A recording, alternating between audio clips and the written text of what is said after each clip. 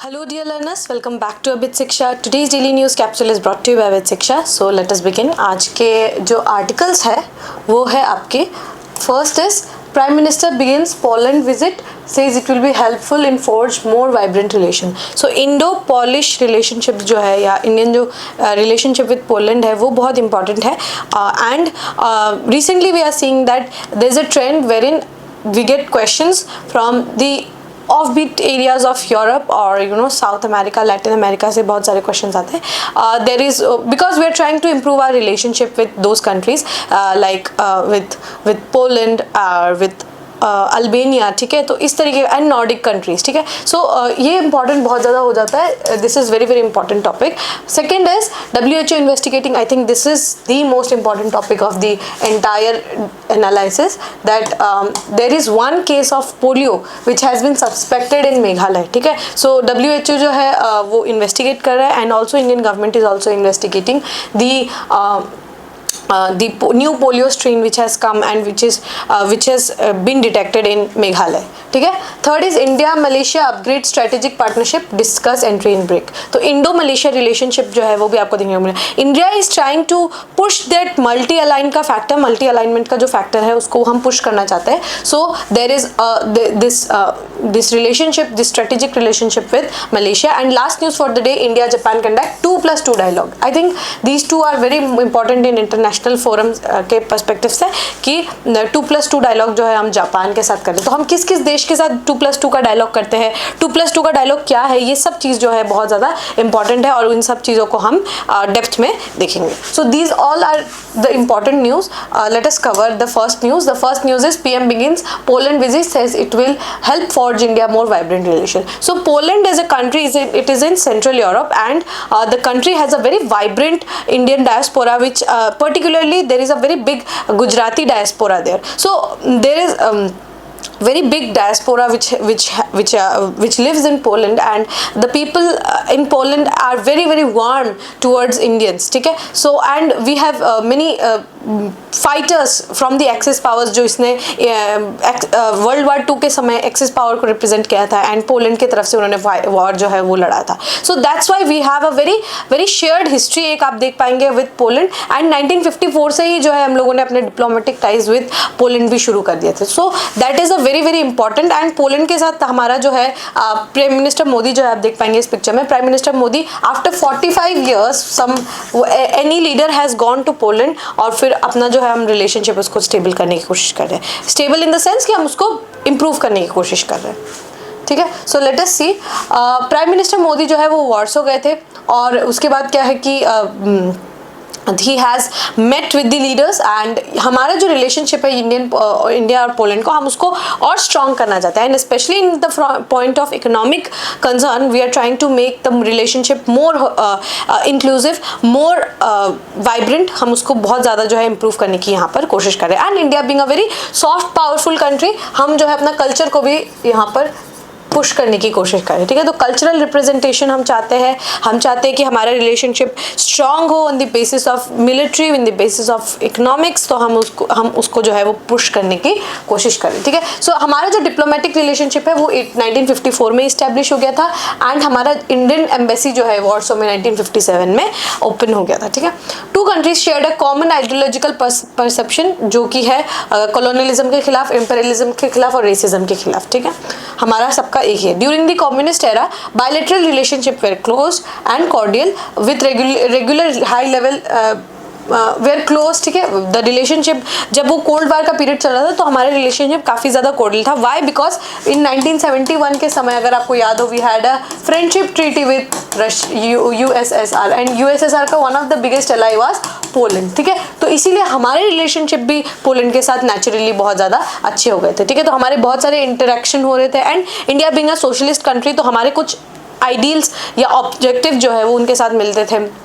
सो इसीलिए हमारा रिलेशनशिप उनके साथ बहुत ज़्यादा क्लोज है, ठीक है. और ये क्या है, पोलैंड जो है सेंट्रल यूरोपियन रीजन में सबसे बड़ा पार्टनर है हमारा, ठीक है. बट इसके बावजूद जो है ना हमारा बायलैटरल ट्रेड बहुत कम है, ठीक है. ओनली $2.36 बिलियन का जो हमारा बायलैटरल रिलेशनशिप है। और यहाँ पर अगर आप देखें जिसमें इंडिया का सिर्फ जो है इंडिया जो है सिर्फ 0.15% जो है ये हम इंपोर्ट करते हैं, ठीक है। From April 2000 to March 2019 India recorded over 672 million FDI from Poland, 0.6 of its total FDI in period, ठीक है। तो 0.16 जो है FDI परसेंटेज जो है ये पोलैंड से आता है। इट्स वेरी वेरी लेस, इससे ज़्यादा FDI जो है हम आ सकता है, it's was around 672 million dollars का जो है हमारे देश में FDI आता है। So there is a very very vast room for improvement, और इम्प्रूवमेंट हम बहुत जगहों पे जो है इसको कर सकते हैं, ठीक है। सो हमारा यही फोकस रहेगा कि हमारा पोलैंड के साथ जो है एक कोर्डियल रिलेशनशिप बने, एक स्ट्रॉन्ग रिलेशनशिप बने, एक म्यूचुअल अंडरस्टैंडिंग हो दोनों कंट्रीज के बीच में, एंड डायस्पोरा का जो मूवमेंट है,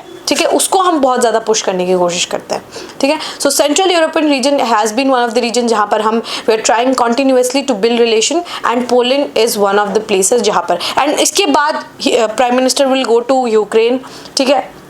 सो उधर पे आप देखेंगे कि हमारा फोकस जो है सेंट्रल जो यूरोप है उसकी तरफ काफ़ी ज़्यादा हम अपना फोकस को शिफ्ट करते हुए नज़र आ रहे हैं, ठीक है। सो आई होप आपको ये टॉपिक जो है ये क्लियर हो गया होगा। We can move on to the next topic. The next topic is WHO investigating suspected new polio strain in Meghalaya. तो पोलियो जो है 2014 में वी हैड एलिमिनेटेड पोलियो, ठीक है। 2014 में हमारे देश से जो है हम लोगों ने पोलियो को एलिमिनेट कर दिया था, but now there is one more case, एक स्ट्रेन हमें देखने को मिला है ऑफ पोलियो, जो कि वेस्टर्न गारो हिल्स से ये न्यूज़ जो है आ रहा है कि वेस्टर्न गारो हिल्स में देर इज़ वन लिटिल गर्ल, उसको जो है वो पोलियो जो है उसका उनका नाम है तिकरी किला, ठीक है। तिकरी किला इज़ द गर्ल, एंड उनको क्या है सस्पेक्टेड है कि उनको शायद पोलियो का कोई स्ट्रेन है, ठीक है।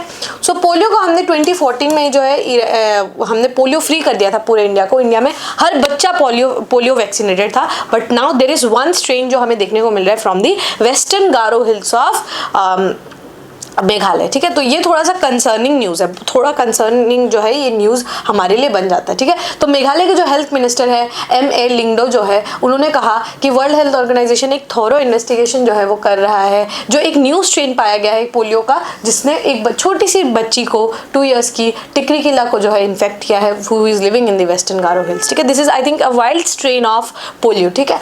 Though the state government is awaiting the sample test, एक जो टेस्ट जो हो रहा है उसको अवेट कर रहे हैं, बट हम जो है the child case was of not that of wild polio but a vaccine derived infection that presents in some people with low immunity. तो ऐसा हो सकता है कि मे बी कोई ये स्ट्रेन ना हो, लेकिन एक इम्यूनिटी कमज़ोर होने के कारण जो है एक डिसऑर्डर के रूप में जो है देखने को हमें मिल सकता है। May be it can be a strain, it can not be a strain, ठीक है। तो ये अभी तक जो है रिजल्ट जब आएगा तभी पता चलेगा कि क्या वो स्ट्रेन है या फिर जो वैक्सीन लगा है उसके वजह से इम्यूनिटी बॉडी में कम है, उसके वजह से ये एक बीमारी के रूप में दिख रहा है, ठीक है। सो अभी जो है टेस्ट जो है वो हम रन कर रहे हैं। सो पोलियो क्या है, पोलियो जो है एक हाईली इन्फेक्शियस डिजीज है, ठीक है। एक इंसान से दूसरे इंसान, एक बच्चे पे, और जिनका इम्यूनिटी जो है सप्रेस्ड होता है या फिर इम्यूनिटी जो कमज़ोर होता है ना, उनको सबसे ज़्यादा जो है पोलियो हो जाता है, ठीक है। तो इम्यूनिटी जो है जिनकी कमज़ोर होती है उनको पोलियो होने का सबसे ज़्यादा चांसेस रहता है। And polio virus is communicable disease, ठीक है। एक जन से दूसरे बच्चे से तीसरे बच्चे को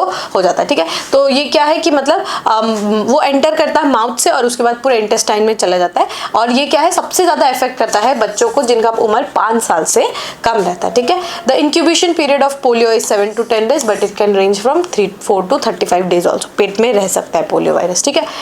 इनिशियल सिम्टम्स क्या क्या है, फीवर होगा, फटीग होगा, हेडेक होगा, वॉमिटिंग होगा, स्टिफनेस इन द नेक होगा, पेन इन द लिम्स होगा बच्चे को। तो ये सब उसके सिम्टम्स हैं, ठीक है। और यहाँ पर जिनको 90% पोलियो होता है वो जो है बहुत माइल्ड सिम्टम्स जो है वो शो करते हैं, ठीक है। सो पोलियो का वैक्सीन जो है ये आपको 2 तरीके से देखने को मिलेगा। एक इनएक्टिवेटेड पोलियो वायरस देते हैं, एक देते हैं ओरल पोलियो वायरस, ठीक है। ओरल जो है मतलब जो आपने 2 बूंद जिंदगी के ऐड भी देखा होगा, राइट। हम सबको भी शायद ओरल जो है वैक्सीन दिया गया है कि मतलब हमारे माउथ में 2 drops ऑफ पोलियो जो है वो दे देते हैं और उसके बाद जो है हम वैक्सीनेटेड हो जाते हैं, ठीक है। सो वी प्रिफर ओरल जो है, ओरल जो पोलियो का ड्रॉप्स होता है वो उसको प्रेफर करते हैं इंस्टेड ऑफ जो है जो इम्यून सप्रेस्ड जो पोलियो वायरस होता है, जो उसके अलावा हम चाहते हैं कि हम इससे मूव ऑन करके इस पे जाए, OPV पे जाए, बिकॉज OPV का जो है success ratio is much more than of IVF। ठीक है, तो इसीलिए हम क्या करते हैं कि बच्चों को जो है जब वो पैदा हो जाते हैं बच्चे, तो उनको हम क्या करते हैं, वो 2 बूंद जो है वो पिलाते हैं, पोलियो का ड्रॉप्स जो है वो हम लोग पिलाते हैं। ठीक है, ताकि बच्चे जो है हेल्दी हो। ठीक है, सो ये 2 टाइप के वैक्सीन होते हैं, ये याद रखिएगा। एक ओरल जो है ओरल वैक्सीन होते हैं, और एक जो है इनफैक्ट वो जो वायरस होता है पोलियो का वायरस, उसी को मार के, ठीक है, उस वायरस को हम लोग एकदम किल करके उसको बॉडी में भेजते हैं, ताकि बॉडी एंटीबायोटिक्स जो है एंटीबॉडीज जनरेट करे, और एंटीबॉडीज जो है वो वायरस को किल कर दे। एंड बॉडी का क्या होता है कि अगर एंटीबॉडीज को एक बार बना देते हैं तो बॉडी का जो मेमोरी होता है, मसल मेमोरी होता है, उसमें पता चल जाता है, उसको याद रह जाता है कि अच्छा ऐसा वायरस अगर आएगा next time we will be much more ready. तो नेक्स्ट टाइम अगर पोलियो वायरस कैसे भी घुस जाए तो बॉडी जो है एंटीबॉडीज बना देता है। सो लेकिन IPV जो है उसका एक दिक्कत है। IPV का देयर इज वन शॉर्टफॉल कि IPV जो है वो इन्फेक्टेड, वो क्या होता है कि सप्रेस्ड होता है। ठीक है, हमको वो जो है वायरस को किल कर देते हैं, लेकिन कुछ बच्चे हो सकते हैं जिनका इम्यूनिटी उससे भी कमज़ोर हो। ठीक है, इम्यूनिटी इससे भी ज़्यादा कमज़ोर है। जैसे इस केस में भी यही हम शायद एक्सपेक्ट करें कि बच्चे का इम्यूनिटी और कम है, कि हमने जो उनको पोलियो का जो ड्रॉप्स दिया उसकी वजह से, पोलियो का ड्रॉप्स दिया फिर पोलियो का इंजेक्शन जो दिया उसकी वजह से ही मे बी उनको कोई डिफरेंट स्ट्रेन जो है वो आ गया हो। क्योंकि बहुत लोगों का इम्यूनिटी बहुत ज़्यादा कमज़ोर होता है। ठीक है, स्पेशली जो न्यूट्रिशनली जो वेल फेड न्यूट्रिशियस बच्चे नहीं होते, उनका इम्यूनिटी बहुत ज़्यादा कमज़ोर होता है। तो हमें ये लग रहा है कि IPV की वजह से वो किल ना हुआ हो और वो उसने जाके इन्फेक्ट कर दिया हो बच्चे को। ठीक है, so this is the problem with this vaccine, इसीलिए we prefer the oral polio vaccine. ठीक है,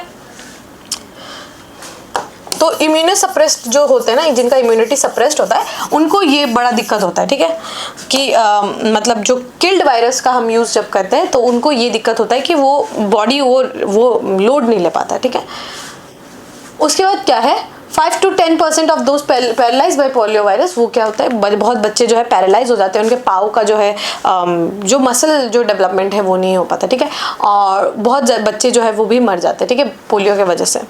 the virus is shed by infected people, जो इन्फेक्टेड बच्चे होते हैं usually children, through faeces that can spread quickly. जिस एरिया में poor hygiene है उस जगह में फीसीज फटाफट मूव करता है, तो उसकी वजह से पोलियो वायरस भी बहुत ज़्यादा होता है। ठीक है, cases of wild polio virus have been decreased. ठीक है, इतना there are 3 strains, P1, P2, P3। ठीक है, तो ये जो है 3 तरीके के स्ट्रेन्स होते हैं पोलियो का, P1, P2, P3। ठीक है, तो इंडिया जो है हमने जो है अचीव कर लिया था 2014 में 0 केसेस, 3 साल में कोई भी केसेस नहीं आए थे, इसलिए हम पोलियो फ्री हो गए थे in 2014। But unfortunately there is 1 case, उसको अभी हम चेक करें। तो होपफुली आपको ये टॉपिक जो है अबाउट पोलियो वायरस समझ में आ गया होगा। We can move on to the next news. The next news is India Malaysia upgrade strategic partnership, discuss entry in BRICS. तो ब्रिक्स का जो है आपको पता होगा कि now in this multi ordered world BRICS जो है एक बहुत बड़ा इंस्टीट्यूशन के रूप में निकल कर आ गया है, because we have in BRICS we have so many members from different parts and parcels of the world, because we see B for Brazil, there is one representation from the South American continent, and then we have representation from Russia also, and then from India also, from China also, and from South Africa also. So you see there is one pattern that the third world country, the so-called third world country, is representing themselves, and it is becoming such a big platform for different countries to come here and talk and discuss about their problems. And जब से BRICS को हमने further open up किया है, there are representation from Argentina, there is representation from Ethiopia, there are countries like Saudi and Iran, they have come together. ठीक है, Saudi और Iran जो है दोनों मतलब the enemy countries, उनको भी हमने BRICS में साथ में ले आया है।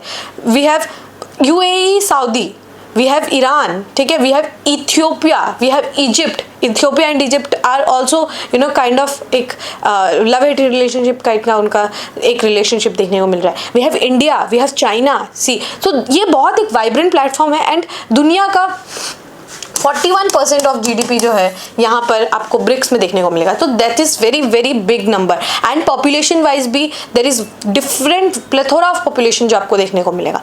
तो यहाँ ये एक बहुत अच्छा एक जरिया हो सकता है कि हम जो है एक मल्टी पोलर वर्ल्ड जो बनाने की कोशिश कर रहे हैं, उसमें ब्रिक्स जो है अपना बहुत एक इम्पॉर्टेंट रोल जो है उसका प्ले करने वाला है। ठीक है, सो ब्रिक्स में अब हम ब्रिक्स को क्योंकि हमने इतना एक्सपैंड कर ही दिया है, सो वी वांट कि अब ब्रिक्स में और भी नेशंस जो है वो इंटरेस्ट दिखा रहे हैं। जैसे Malaysia is a big contender, there is Thailand that is a big contender, so they want कि वो चाहते हैं कि वो क्या है ब्रिक्स में उनको एंट्री मिले। ठीक है, so India being one of the top contenders की साउथ ईस्ट एशिया से रिप्रेजेंटेशन ज़्यादा हो, बिकॉज फिर क्या होगा कि अगर साउथ ईस्ट एशिया से रिप्रेजेंटेशन होगा then we will have representation of ASEAN nation also. तो आसियान को जो साउथ ईस्ट एशिया में जो साउथ चाइना सी वगैरह के आसपास वाला जो रीजन है जहाँ पर एक आपको देखने को मिलेगा एक लॉलेसनेस या फिर इंटरनेशनल ऑर्डर जो फॉलो नहीं हो रहा है, वो मे भी हम यहाँ पर सॉल्व करा पाए। सो ये एक बहुत बड़ा प्लेटफॉर्म के रूप, I think after G20 any other big platform जो एक इतना अच्छे से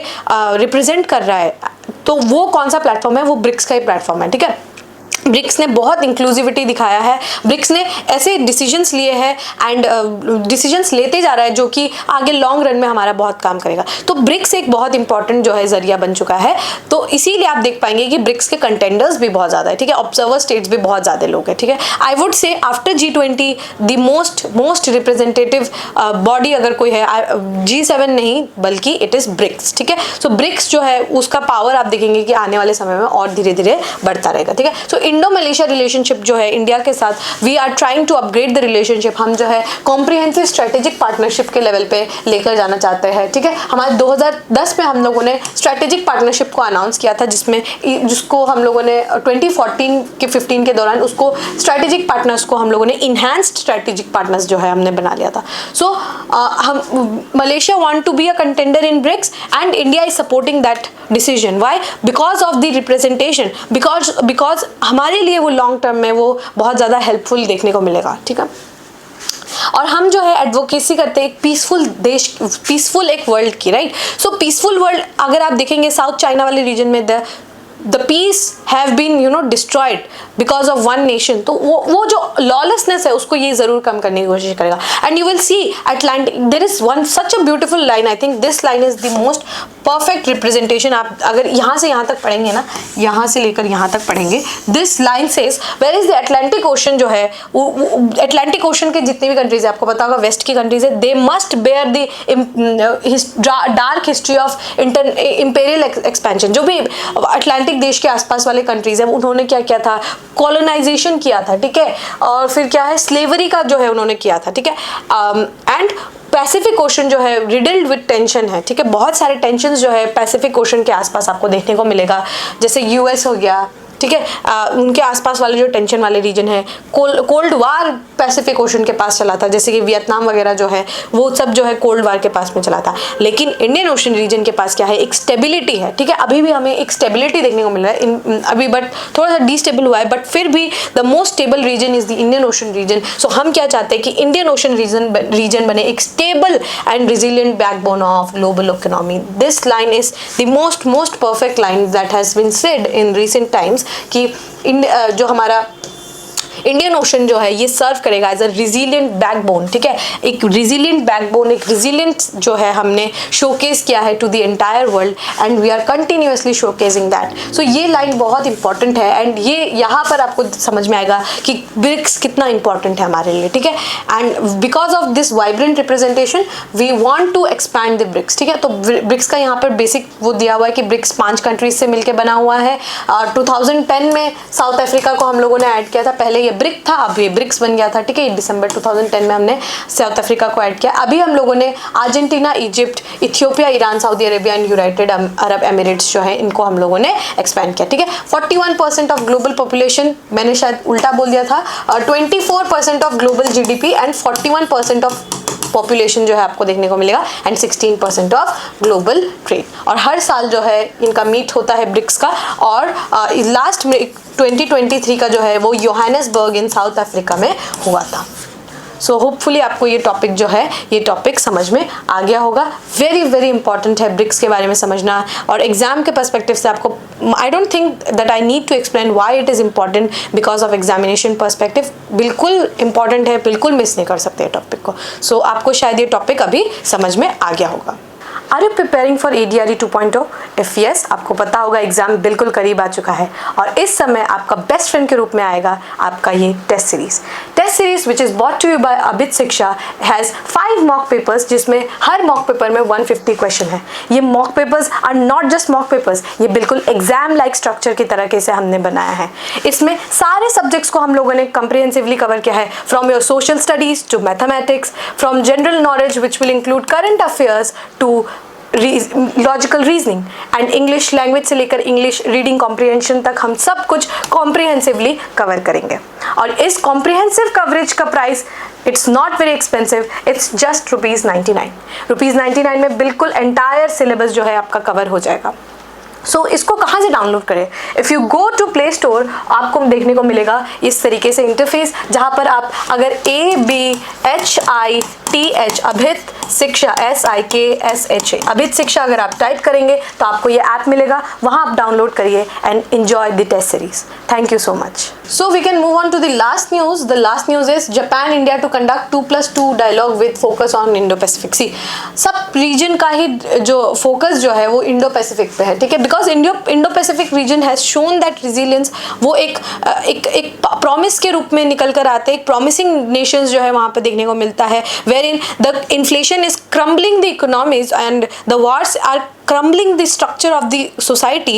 The Indo-Pacific region is showing the resilience, the growth which has been perceived and which has been viewed by from this very big lens of IMF and World Bank. वो continuously हम बड़ा जो है दिखाते जा रहे हैं, इसीलिए इतना promising है ये नेशन यहाँ के, और यहाँ पर फोकस बहुत ज़्यादा है, ठीक है, specially countries like India, countries like China, ठीक है। हम इन देशों ने बहुत रिजिलियंस दिखाया है इन दिस वेरी टेंशन भरा माहौल में भी ना, हमने बहुत, I would talk about my nation because we have shown that resilience, ठीक है, हमने रिजिलियंस दिखाया है ग्लोबल इकोनॉमी में, ग्लोबल ट्रेड में।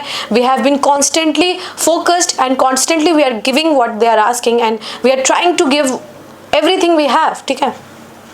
सो इसीलिए यहाँ पर आप देखेंगे कि जो नेशंस है उनका जो है एक बहुत मतलब एक फोकस जो है वो शिफ्ट हुआ है, ठीक है। इस पहले वो फोकस हुआ करता था अटलांटिक ओशन के पास, उसके बाद फोकस चेंज हुआ तो Pacific Ocean, now the focus is more towards the Indian Ocean region, ठीक है। सो यहाँ पर आप देखेंगे कि इंडिया जापान जो है वो 2+2 का डायलॉग करेंगे, ठीक है।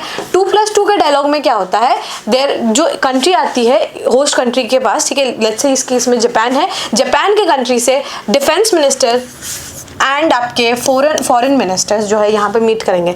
Defence ministers from India and Japan and foreign minister from India and Japan, hence 2+2। India से 2 रिप्रेजेंटेटिव है defence minister and foreign minister, Japan से 2 रिप्रेजेंटेटिव है फॉरेन मिनिस्टर एंड आपके डिफेंस मिनिस्टर। तो ये इस तरीके से इस डायलॉग को 2+2 का डायलॉग कहा जाता है। तो हम obviously Japan is one country जिनके साथ हम बहुत फ्रेंडली रिलेशनशिप्स है, हमारे बहुत प्रॉमिसिंग रिलेशनशिप्स है। वाई, और आप देखेंगे कि जापानीज़ का जो है उनका investment in India is very big. जैसे हमने मुंबई ट्रांस हार्बर लिंक बनवाया, that was because of Japanese help. हम लोग सप्लाई चेन रिजिलियंस इनिशिएटिव जो है वो ले रहे हैं, इसमें इंडिया, ऑस्ट्रेलिया, जापान है, ठीक है। तो इस तरीके का आपको देखने को मिलेगा कि इंडिया एंड जापान का रिलेशनशिप हम लोग बहुत मल्टीफोल्ड्स में आगे बढ़ाने की कोशिश कर रहे हैं। Japanese investment is very very much in the country, और जापान का diaspora is very much in India, and India का diaspora in Japan is very humongous, ठीक है। तो हम चाहते हैं कि हमारा रिलेशनशिप जो है वो अच्छा हो। तो अभी क्या है कि हम कॉन्टिन्यूसली इंडो पैसिफिक रीजन में शांति बनाने की कोशिश कर रहे हैं। सो फॉरेन मिनिस्टर्स जो है, जापानीज डेलीगेशन आया है दिल्ली में, फॉरेन मिनिस्टर योको कामिकावा आए थे, एंड डिफेंस मिनिस्टर कौन है, मिनोरू किहारा, ठीक है। ये वहाँ के डेलीगेशन है जापान से। इंडिया से मिस्टर जयशंकर है, राजनाथ सिंह जी जो है इन्होंने इंडियन टीम को जो है वो लीड किया है, ठीक है। 2+2 मीटिंग क्या है कि हाई लेवल जो है रिप्रेजेंटेशन करता है foreign minister and defence minister, ठीक है। ये याद रखिएगा, फॉरेन एंड डिफेंस, यहाँ प्राइम मिनिस्टर्स की कोई काम नहीं है, प्रेसिडेंट का भी कोई काम नहीं है, फॉरेन एंड डिफेंस मिनिस्टर्स जो है वो डायलॉग करते हैं, ठीक है। जो भी इस फॉरेन और डिफेंस के आसपास का जितना स्कोप है उसको हम बिल्ड करना चाहते हैं, ठीक है। और हम क्या है कि जितने इंपॉर्टेंट कंसर्न्स हैं उनको हम लोग लेकर आते हैं, और बोथ द कंट्रीज जो है वो अपना एक स्ट्रॉन्ग रिलेशनशिप जो है, स्ट्रेटेजिक रिलेशनशिप जो है बनाना की कोशिश करते हैं, ठीक है। इंडिया के 2+2 पार्टनर्स कौन है? सबसे पुराना पार्टनर 2+2 का है यूएस, याद रखिएगा। यूएस के साथ हमारा सबसे पुराना रिलेशनशिप है, और हमारा, और देखिए ये इंपॉर्टेंट लाइन है, ठीक है, ये लाइन यहाँ से यहाँ तक इंपॉर्टेंट है। 2+2 मीटिंग्स हमारे किसके साथ हो रहे हैं? यूएस हमारा सबसे पुराना पार्टनर है, हमारा किसके साथ होता है? Australia, Japan, UK and Russia, ठीक है। Australia, Japan, UK and Russia, ठीक है। ये 4 कंट्रीज के साथ हमारे 2+2 के डायलॉग है, ये याद रखिएगा, ठीक है। Australia, Japan, UK and Russia, ठीक है। Australia, Japan, UK and Russia, ये याद रखिएगा इनके साथ। और ओल्डेस्ट हमारा 2+2 का डायलॉग किसके साथ है? यूएसए के साथ है, ठीक है। ओके, यहाँ पे 5 कंट्रीज होगा, ठीक है। 2+2 का डायलॉग है हमारे पास Australia, Japan, UK, US and Russia. ये 5 देश है जिनके साथ हमारे 2+2 के डायलॉग्स है, ठीक है। यहाँ देखिए, ऑस्ट्रेलिया के साथ है, जापान के साथ है, यूके के साथ है, यूएस के साथ है, रशिया के साथ है, इन 5 देश के साथ है। एंड हमारे यूएस के साथ सबसे पुराना 2+2 का डायलॉग का सबसे पुराने पार्टनर्स है वो हमारे, ठीक है। तो ये इंपॉर्टेंट है, ये वाला लाइन यहाँ से लेकर यहाँ तक इंपॉर्टेंट है, उसको आप प्लीज नोट डाउन कर लीजिएगा। सो होपफुली आपको ये टॉपिक भी समझ में आ गया होगा, एंड ये टॉपिक्स इंपॉर्टेंट है आज के, ठीक है, अच्छे से इनको कवर करिएगा। Alright, with this we have come to end of today's daily news discussion. If you have liked this discussion, don't forget to give a like and write down in the comment section. We will meet in the next discussion. Till then, take care and thank you.